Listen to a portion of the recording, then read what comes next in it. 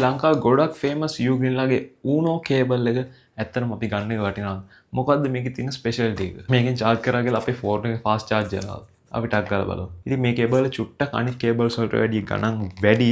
يعني ගොඩක් නේ පොඩි ප්‍රමාණයකින් ගණන් වැඩි. ඉතින් ඒක ප්‍රීමියම් පැකේජින් එකක් තියෙනවා. කොහොමද යූග්‍රීන් ප්‍රොඩක්ට්ස් වල හොඳ ප්‍රීමියම් පැකේජින් එකක් තියෙනවා. මෙන්න මෙහෙමයි කේබල් එක එන්නේ. තව පොඩි පේපර් වර්ක්ස් ටිකක් තියෙනවා.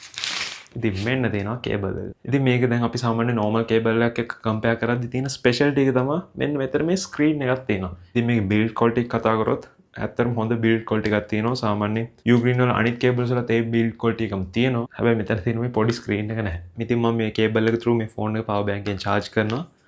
ඔයාලට පේන්නේ නැති නිකන් අර S2ක් වගේ ඇවිල්ලා තියෙනවා. ඒ කියන්නේ කේබල් එකේ අර නිකන් S2ක් වගේ ඇවිල්ලා තියෙනවා.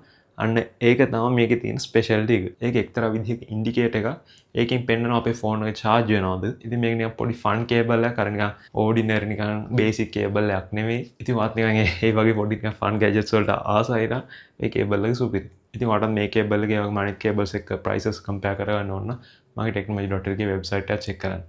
ඉතින් ඔයාලා මේ Uno කේබල් එක යූස් කරලා තියෙනවද? ඇත්තටම මේක ඉතින් ගන්න එක ඇත්තටම වැඩක් නැද්ද? ඔයාලගේ ඔපිනියන් එක කමෙන්ට් එකක් දාන්න. මොකද ඒක අපි හැමෝටම වැදගත් වෙයි.